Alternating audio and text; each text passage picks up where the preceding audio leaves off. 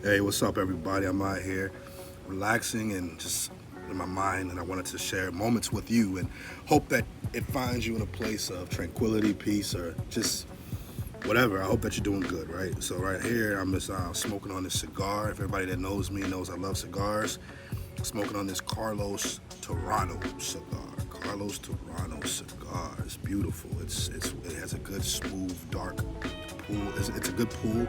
It's smooth and it's dark, just the kind that I like.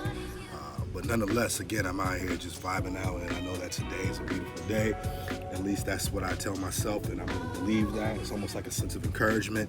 So the thought of the day that has rushed across my mind, and I wanted to make sure that I got an opportunity to share and connect with you guys on this is pain. Pain.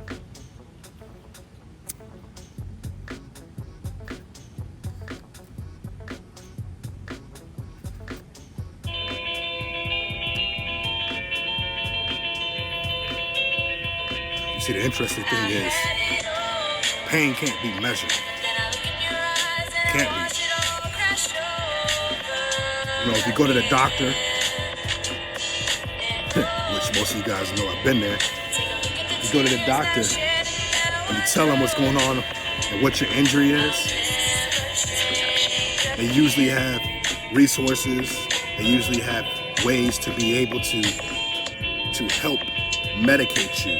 They can test things out to see what you have. They can test your blood, see if you have a disease or see if there's something going on inside of your body.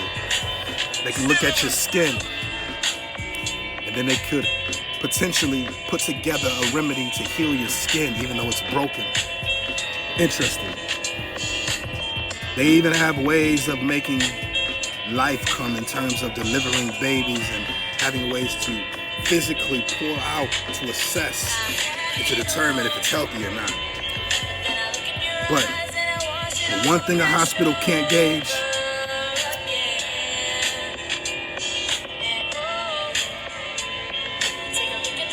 the one thing that life people can't gauge is your pain. How deep is your pain? How deep is it? Is anybody aware of how deep it is? Are you aware how deep it is? How deep is your pain? Shit. Have you ever felt it?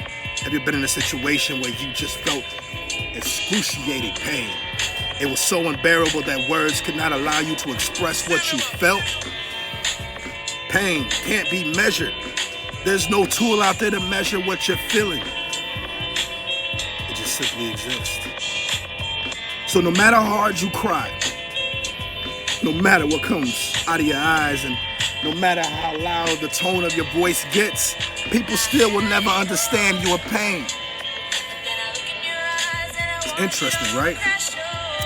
Makes you wonder. Makes you wonder why. Why can't we measure pain? Why did God allow us to live in a life and to have so many medical advancements and have so many ways to be able to help us in so many different ways where we can measure it, but why can't we measure pain?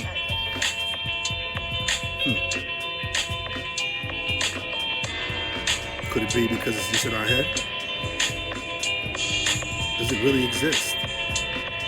Or have we told ourselves we're in so much pain that we feel it? Have we told ourselves that we're so hurt that it connects to this word called pain and we feel it? I wonder how deep your pain goes. I wonder if you cry at night. I wonder if the rain goes beat, beat, beat on your windowsill. I wonder if you can hear it in your head and it becomes so real. I wonder how deep your pain goes. It's a question. How deep does your pain go? Are you able to let it go? Is there a remedy to what you feel? Is there a way that somebody could look at you and understand what they need to say to you in order to release that pain? Well, I'll tell you right now. I'll tell you right now. I'll confirm with you right now. I know someone that can help you out.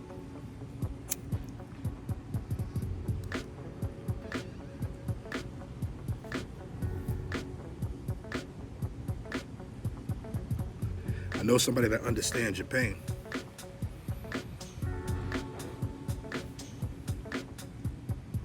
you willing to listen?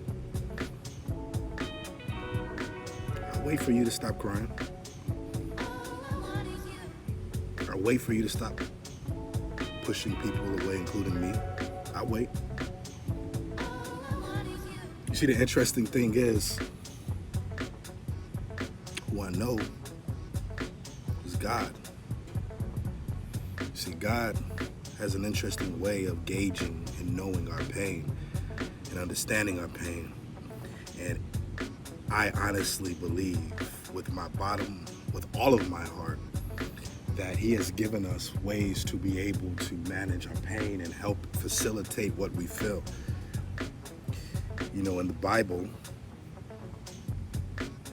there's a verse in there that brings light to what is the opposite.